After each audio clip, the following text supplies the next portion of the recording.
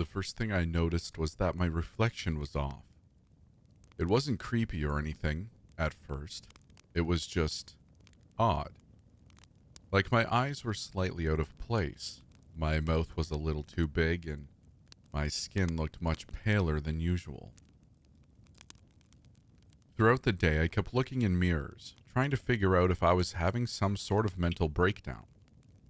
Each time I looked, it got worse until my face looked like that of a decaying corpse. So I stopped looking. Next was the time. I decided to bake some brownies and put them in the oven at 3:15 p.m. I set the timer on my phone for 20 minutes and then sat down in the living room to scroll through Twitter for a bit. At 3:20, the smoke alarm went off. I ran to the oven and opened the door, coughing and pulling out a tray of burned brownies. I was concerned at first with getting all the smoke out of my kitchen, and then slowly, that turned into confusion. How had they burned so quickly? I checked the oven temperature. It was 300 degrees. There's no way they could have burned in 5 minutes at that temperature. It usually took at least 20 minutes for my brownies to even be done. Weird things kept happening all day long. Shows were on when they weren't supposed to be. Episodes of The Office on Netflix would just loop the same scene over and over for the entire duration of the episode. My mail came 3 times. At about 6 in the afternoon, I got a call. It was from my mom, so I answered the phone. Hello? Professor Schneider? The voice on the other end asked. Definitely not Mom.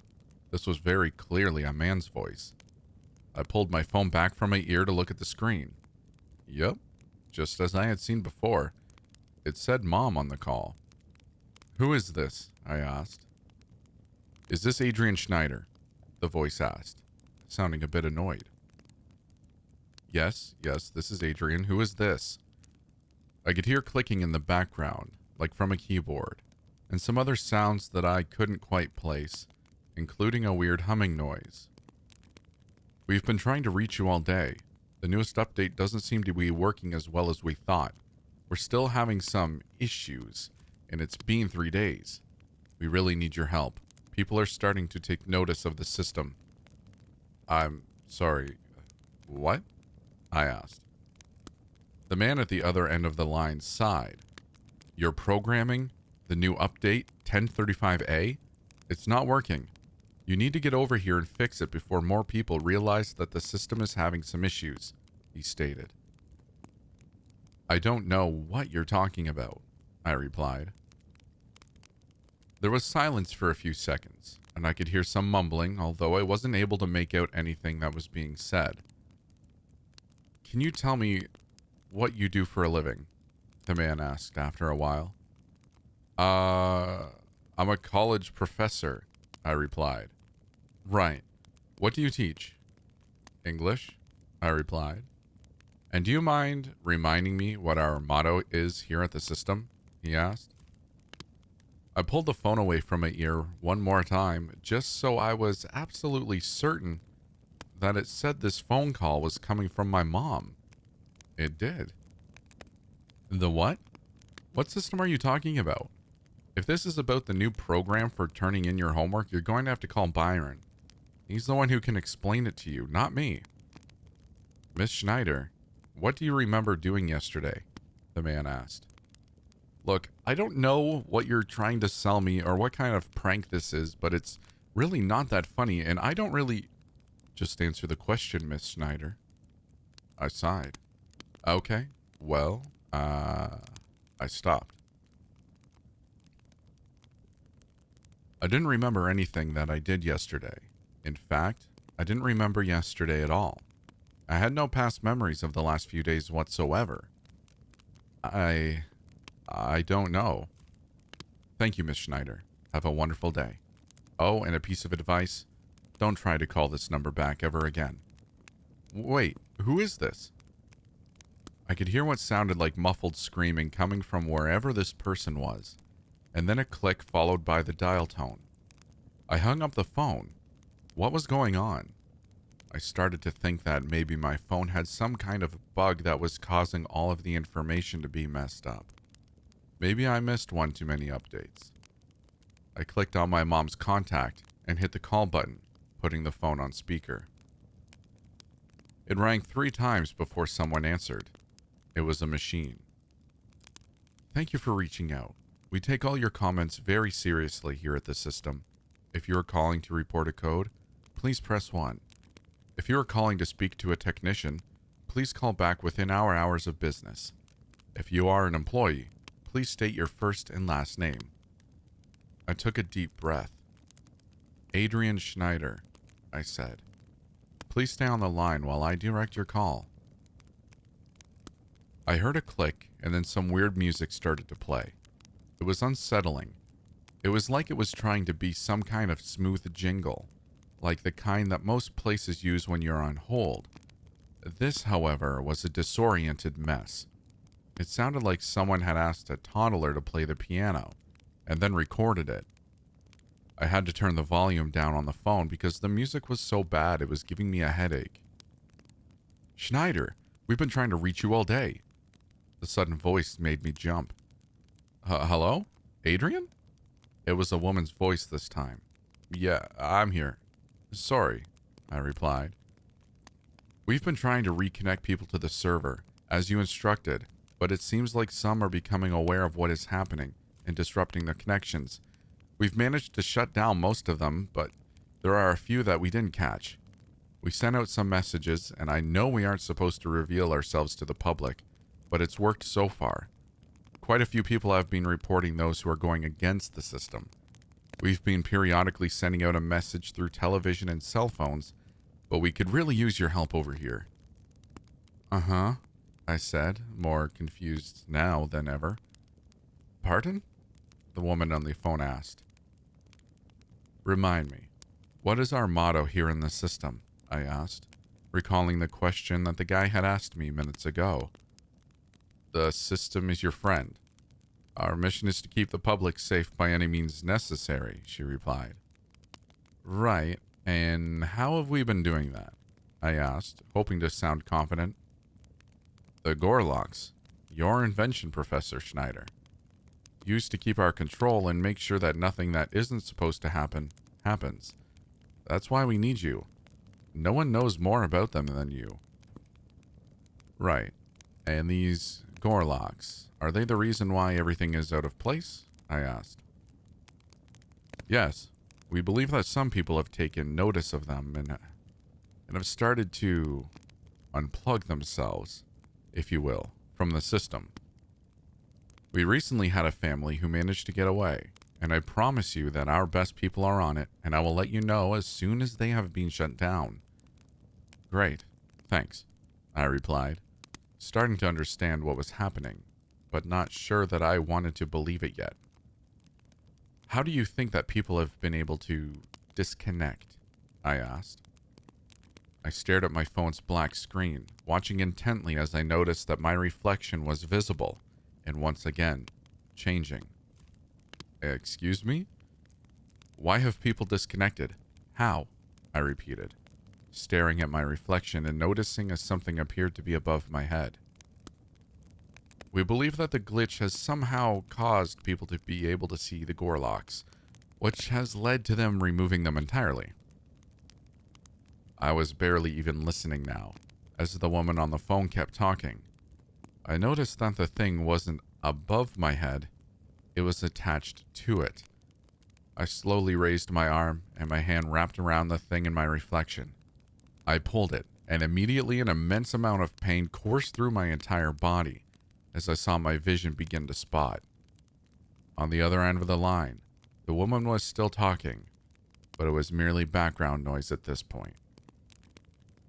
I took a deep breath, and this time I pulled with all my strength, letting out a cry of pain.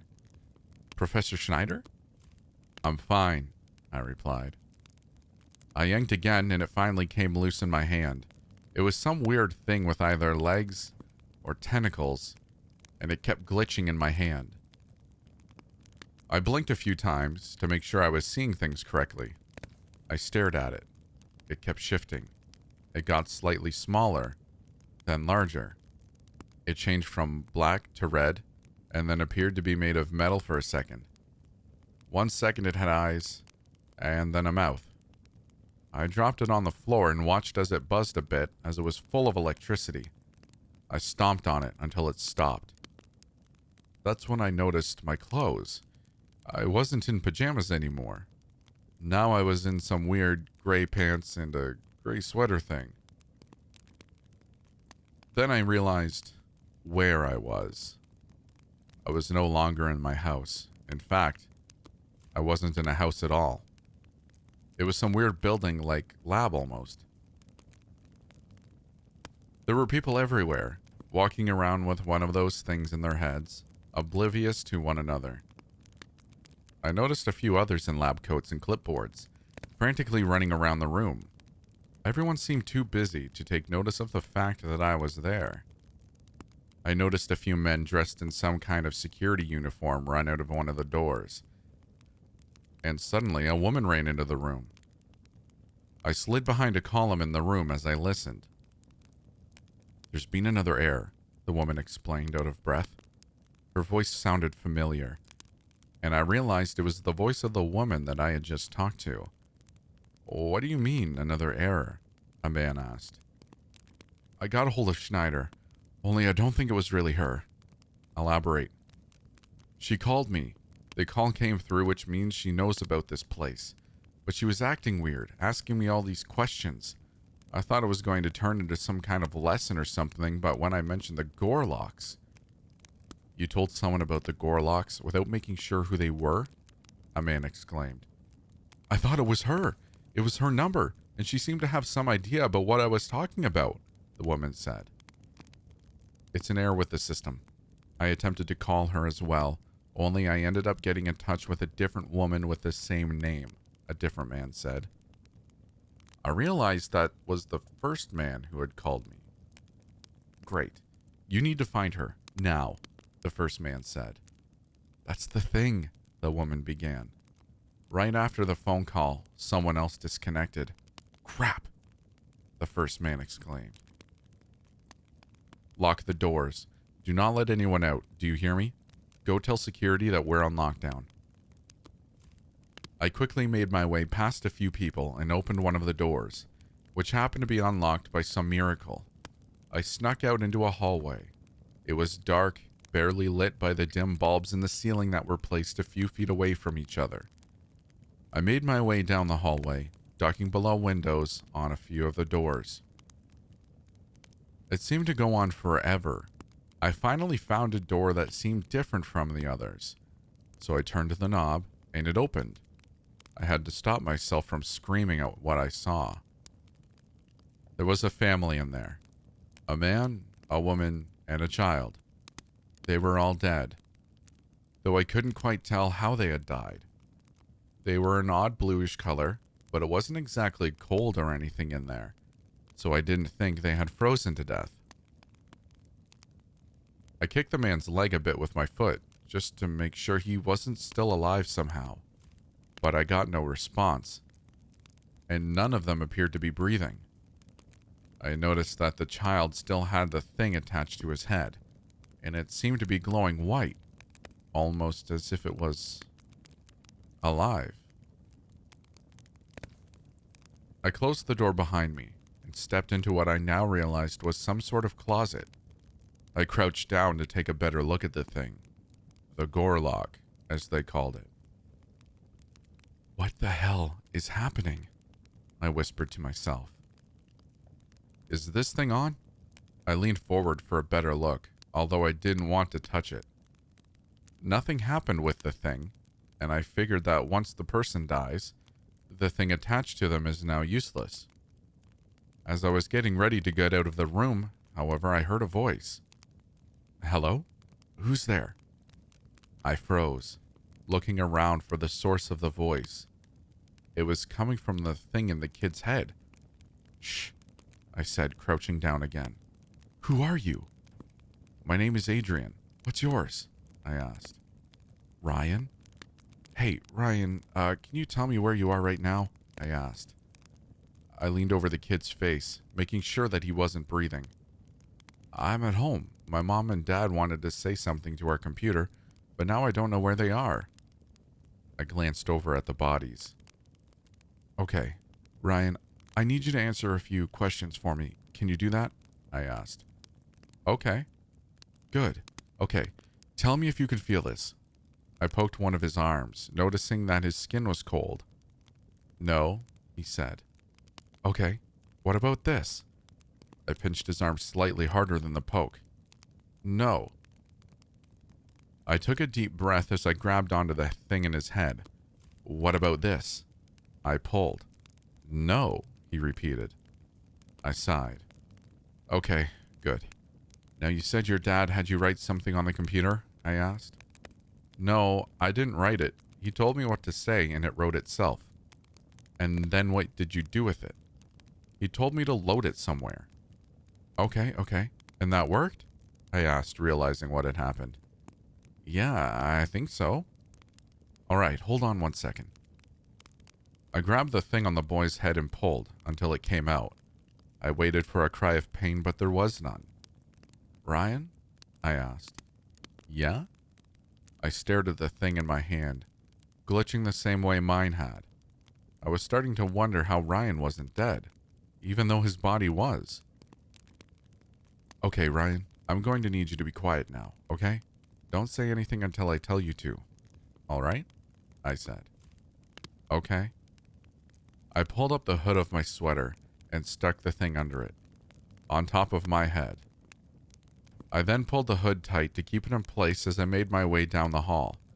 I finally found a door labeled stairs, which eventually led me to an exit. I made it out of the building, but I don't think it's any better out here. Everything is gone. There's almost nothing on the streets. In fact, there aren't really any streets at all. I made my way through some debris in what used to once be buildings. Eventually, I came across a group of people who managed to catch me up on what's happening with their limited information. I'm hoping that my message makes it out along with the message that Ryan's dad attempted to send out. You need to see this. You have to wake up. You need to look at the mirrors. Don't listen to anything that the system says. The system is not your friend. If you're hearing this, that means it's not too late for you. The update hasn't fully affected you yet. Take this moment to wake up. I'm hoping they won't find me. I don't know if they can track me with this thing, but I can't get rid of Ryan like that. He's just a kid. And maybe there's a chance that he's still alive. Somewhere, somehow. But please, please listen to me. You need to wake up. You need to wake up now.